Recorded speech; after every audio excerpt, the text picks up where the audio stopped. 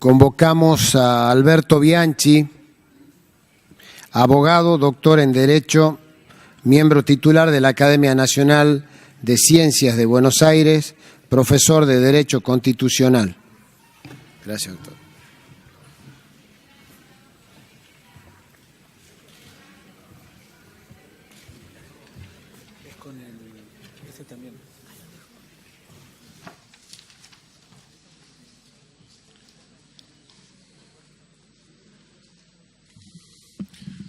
Muy buenas tardes, señoras senadoras, señores senadores.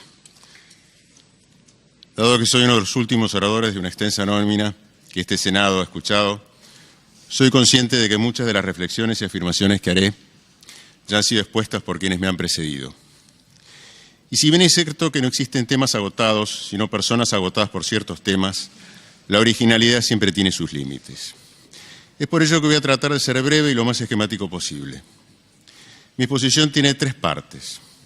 En la primera me referiré a lo que llamo las inconstitucionalidades estructurales de la ley.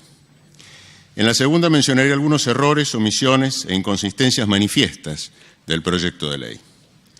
En tercer lugar me referiré a los fundamentos que habitualmente se exponen para justificar el aborto. Y finalmente haré algunas reflexiones generales a modo de cierre. En cuanto a las inconstitucionalidades estructurales, el proyecto de ley contiene dos inconstitucionalidades estructurales muy graves. En primer lugar, impone la pena capital sin juicio previo a personas inocentes y además condena penalmente al profesional de la salud que dilate, obstaculice, se niegue a aplicarlo. Es tan curioso este proyecto que hasta la semana 14 de gestación es responsable penalmente quien dilata, obstaculiza o se niega a practicar un aborto. Y después de esa fecha es responsable penalmente quien lo practica. Es decir, que un mismo hecho puede ser tanto un delito como una obligación legal, cuyo incumplimiento acarrea la comisión de un delito con apenas un día de diferencia. En otras palabras, antes de esa fecha, a las 14 semanas, el que se niega a practicar el aborto comete un delito. Y luego de esas 14 semanas lo comete quien lo lleva a cabo. Y en ambos casos la pena es igual. Vale la pena destacar que se incurre en este delito por la mera dilación, obstaculización o negativa a practicar el aborto, aun cuando ello no produzca perjuicio alguno en la salud de la mujer embarazada. En otras palabras, según este proyecto de ley, comete un delito quien se niega a matar a una persona. Debe tenerse en cuenta este respecto que es muy diferente proteger legalmente a quien desea abortar que promover el aborto por medio de la persecución penal a los profesionales de la salud. Son dos cuestiones bastante distintas. Por lo demás, ¿cuál es el criterio científico que permite establecer esta divisoria de aguas tan importante en las 14 semanas?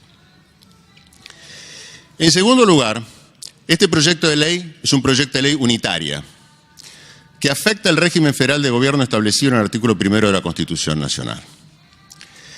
En punto a lo primero, a la primera de las inconstitucionalidades estructurales que he mencionado, me vuelvo a repetir, aunque haya sido dicho en numerosas exposiciones anteriores, que la Constitución Nacional y la Convención de los Derechos del Niño, como normas superiores de nuestro ordenamiento jurídico, establecen que existe vida humana desde la concepción misma, principio que reproduce el artículo 19 del Código Civil. Valga la pena recordar, además, que no estamos hablando de normas del siglo XIX, sino de principios ratificados muy recientemente por este mismo Senado, cuando fue sancionado el Código Civil y Comercial por Ley 26.994 hace menos de 4 años. Es cierto que en este punto cada uno puede tener sus convicciones personales, las que pueden diferir con el derecho objetivo. Pero lo cierto es que la inconstitucionalidad de una norma no se mide por la apreciación personal o subjetiva de su intérprete, sino por su concordancia o discordancia objetiva con la norma superior. Más aún, parecería que el proyecto de ley no está en desacuerdo con este principio, el principio de que hay vida humana desde el mismo momento de la concepción. Pues, habiendo podido derogar el artículo 19 del Código Civil, no lo ha hecho. Como resultado de ello, tenemos que el proyecto de ley, aún admitiendo que existe vida humana desde la concepción, no solo establece el derecho de la madre a poner fin a la vida de su hijo en gestación, sino que obliga a los profesionales de la salud a hacerlo bajo amenaza de persecución penal. Esta admisión surge del texto mismo del proyecto, cuando se refiere al proceso gestacional, artículo 7º, o bien a la persona gestante. Obvio es decir que la gestación no es la de un tumor o la de un nuevo órgano o extremidad que se está creando en la persona gestante. Es la gestación de un ser humano. Más aún, la propia denominación que se le da al aborto, interrupción voluntaria del embarazo, indica la convicción del proyecto de ley sobre la existencia de vida humana desde la concepción, pues no puede existir embarazo propiamente dicho si no hay gestación de un ser humano. En cuanto al régimen unitario de la ley, el artículo 23 dice que sus disposiciones son de aplicación obligatoria en todo el territorio de la República Argentina, lo que equivale a decir en el territorio de todas las provincias. Bien es sabido que todo lo atinente al régimen de la salud, y este es un proyecto de ley fundada en la salud pública, es una materia no delegada por las provincias en la Nación. De hecho, las más recientes leyes sobre la materia, me refiero entre otras a la llamada Ley Justina, Ley 27447 de julio del 2018, de este mismo mes, respetan este principio. El mismo está presente asimismo en el artículo 22 de la Ley Nacional de Salud Pública, la Ley 26529, citada por el proyecto de ley, que invita a las provincias a adherir a dicha ley. Salvo las modificaciones incorporadas en el Código Penal, todo el resto de la ley es materia de las provincias. Estamos, señores senadores, señoras senadoras, frente a una ley unitaria. Y este es un Senado federal. Y el Senado federal no puede tolerar que esta ley sea sancionada porque estaría afectando sus propios principios de respeto a las autonomías provinciales. Una tercera inconstitucionalidad manifiesta se advierte en el régimen de objeción de conciencia previsto en el artículo 15. Recordemos todos que quienes están comprendidos genéricamente bajo la categoría de profesionales de la salud están obligados a practicar el aborto, dentro de plazos perentorios, al solo requerimiento de la mujer o persona gestante, bajo pena de incurrir en un delito, salvo que haya manifestado previamente y por escrito su objeción de conciencia. En mi opinión, el artículo 15 del proyecto de ley es discriminatorio por dos razones. En primer lugar, porque obliga a llevar un registro de los profesionales objetores, el cual debe ser informado a la autoridad de salud de la respectiva jurisdicción. El propósito discriminatorio es evidente porque, primero, no se advierte cuál es la necesidad de que la autoridad pública sepa quiénes son los objetores de conciencia. Basta con que esa información la tenga el establecimiento respectivo. En segundo lugar, si se persiguiera sanamente el objetivo del proyecto, la norma debería ser a la inversa. Es decir, debería establecer un registro de los no objetores, que es finalmente lo que interesa para determinar correctamente los turnos y las guardias, cuidando que en ellas esté siempre presente alguien que no sea objetor. Asimismo, el artículo 15 discrimina a las instituciones de la salud, que como tales son objetoras de conciencia, al prohibirles el ejercicio de este derecho. Estas instituciones también son personas y como tales se les debe reconocer el derecho a que en sus respectivos ámbitos e instalaciones que soportan con sus propios ingresos no lleven a cabo prácticas contrarias a sus convicciones o principios, sin perjuicio de cuál sea las convicciones de los profesionales de la salud que actúan en ellas. ¿Cuáles son algunas omisiones importantes y algunas contradicciones importantes que tiene este proyecto? El artículo 6 dice que la ley garantiza todos los derechos que reconoce la Constitución Nacional. Es la primera vez, tengo 40 años de abogado, que una ley garantiza los derechos de la Constitución Nacional. ¿Para qué está la Constitución Nacional? Es ella misma la que los garantiza. No hace falta una ley del Congreso que diga, vengo a garantizar los derechos de la Constitución. Yo esto lo eliminaría, no porque sea a favor o en contra del aborto, esto es un disparate jurídico. El artículo 6, a su vez, menciona constantemente la palabra la persona gestante. Esto es una categoría que no está prevista en el Código Civil y Comercial ni en ningún lado. Habría que aclarar qué se entiende por persona gestante, porque habla de la mujer y de la persona gestante. Es decir, que la persona gestante no es una mujer, será un hombre vestido de mujer, no sé quién será, pero será alguien que no es una mujer embarazada. Creo que hay que aclarar qué se entiende por persona gestante. Y podrán decir, esto hay que hacerlo por vía de reglamentación. Yo creo que esto debe hacerlo la ley. Luego la reglamentación podrá llenarlos claros, pero estos principios generales deben de nacer de la ley.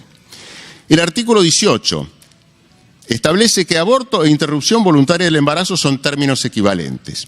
Pero en la modificación al artículo 85 del Código Penal se pena el aborto sin consentimiento. Lo que es como si se dijera, se pena la interrupción voluntaria del embarazo que se produce sin consentimiento. Lo que es una contradicción en sí mismo, pues algo no puede ser al mismo tiempo voluntario y sin consentimiento. Este es otro punto de la ley que creo que debe ser corregido para que no crean que el Senado de la Nación es inmune a la contradicción. El artículo 11 el plazo de 5 días corridos para hacer el aborto. ¿Está en condiciones el sistema de salud argentino en su conjunto, nación, provincias, municipios, para dar satisfacción a este plazo? ¿Se ha hecho algún estudio estadístico que lo corrobore? No lo sé. Y pensemos que si no se cumple con ese plazo se producen consecuencias penales y civiles. Este plazo es tan exiguo que no creo que exista ninguna posibilidad de cumplirlo satisfactoriamente y realmente. El artículo 14. La interrupción voluntaria del embarazo debe ser realizada por un profesional de la salud, sin definirse qué se entiende por tal. No hay una definición legal de qué es un profesional de la salud. Recordemos que en esta enumeración entra una amplia gama de profesionales, que no solamente son los médicos, también entran farmacéuticos, kinesiólogos, podólogos, psicólogos, anestesistas, etcétera, enfermeros, una gran cantidad de profesionales, y todos quedan obligados a practicar el aborto. Esto implica, por un lado, un grave peligro, pues expone a la mujer o a la persona gestante a que el aborto lo realicen personas no capacitadas. Al mismo tiempo, estos profesionales, un psicólogo, un kinesiólogo, quedan obligados a practicar abortos. ¿Qué sucedería, por ejemplo, si alguien se presenta ante un farmacéutico, un kinesiólogo, y le pide que le practique un aborto, y frente a su negativa, dado que no tiene capacitación suficiente, se lo amenaza con acciones penales? En síntesis, a partir de la sanción de este proyecto, todos quienes están comprendidos dentro del amplio arco de los profesionales de la salud están obligados por esta ley y sujetos a su sistema represivo. Por último, este proyecto tiene un gran ausente, el padre. ¿Es una ley pensada solamente para las mujeres violadas o solteras? Sin embargo, estas no son las únicas que pueden quedar embarazadas. Y por lo tanto, si deciden interrumpir su gestación, debería, en caso de ser casadas o tener una convivencia estable con su marido o su conviviente, y por lo tanto, si deciden interrumpir su gestación, debería requerirse no solo su consentimiento, sino también el del cónyuge, ya que no se le puede pedir al niño que está en su vientre porque no tiene capacidad de expresarse. ¿Cuáles son los justificativos del aborto? Sin perjuicio de otros, el aborto usualmente tiene 3 fundamentos: la violación, el bienestar económico y la pobreza. Ello permite clasificar los embarazos en 2 grandes grupos: los que proceden de una relación forzada, es decir, sin consentimiento, y los que provienen de una relación consentida. Esta clasificación es necesaria e importante para distinguir entre una relación no querida y un embarazo no querido, que son cosas muy distintas. Mientras en el primer caso hay una violación a la privacidad de la mujer, en el segundo no la hay. Es más, en este segundo caso debe presumirse que existe un consentimiento, al menos tácito, de la mujer a quedar embarazada, si su relación ha sido consentida. ¿Qué pasa con la violación? La violación, todos sabemos que ya está resuelta por el caso FAL de la Corte Suprema del 12 de marzo del año 2012. Y esta ley no agrega nada, absolutamente nada, a lo que ya dice ese fallo, en donde se interpretó el artículo 86, inciso 2 del Código Penal.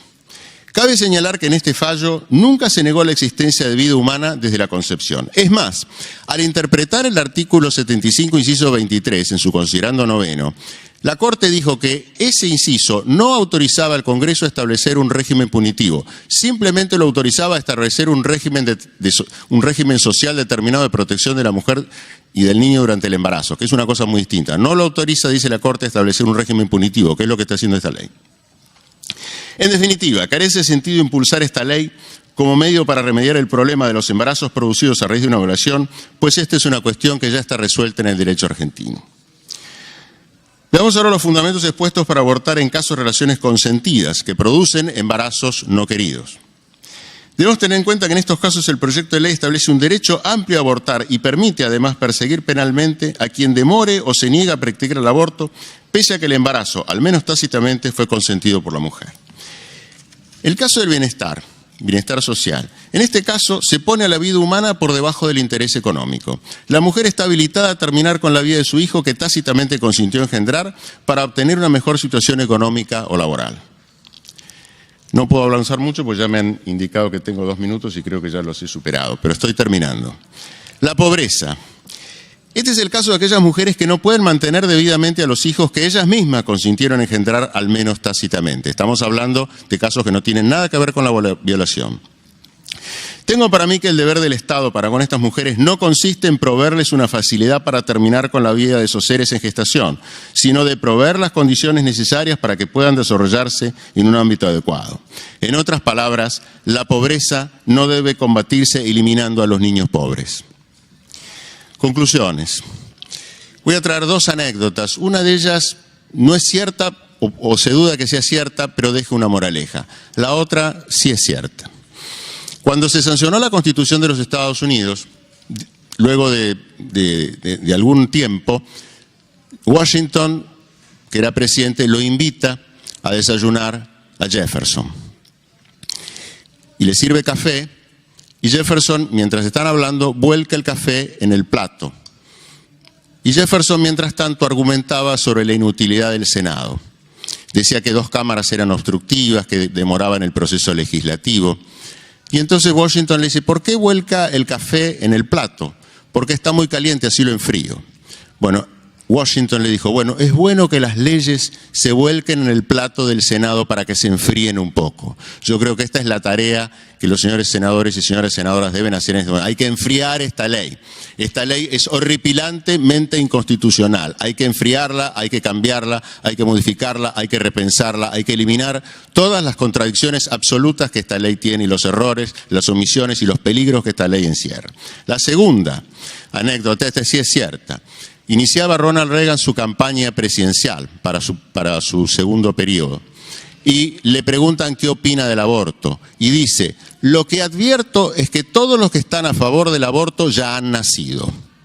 Esto es una paradoja, pero todos los que estamos aquí hoy día en este recinto y la humanidad allá afuera, estamos aquí hablando a favor o en contra del aborto porque nuestras madres tuvieron la generosidad de gestarnos y no nos abortaron, si no, no podríamos estar acá. Y esto es algo que también les pido a los señores y senadores, señores senadoras y senadores que piensen cuando sancionen esta ley, que hemos tenido todos una madre que no nos abortó. Muchas gracias. Muchas gracias, doctor. Una pregunta acá, el senador Martínez le hace una pregunta, doctor. Sí. Gracias, doctor Bianchi. Conforme a su exposición, también sé que escuché muy bien que dijo usted lo da por saldado jurisprudencialmente el asunto, y yo se lo comparto.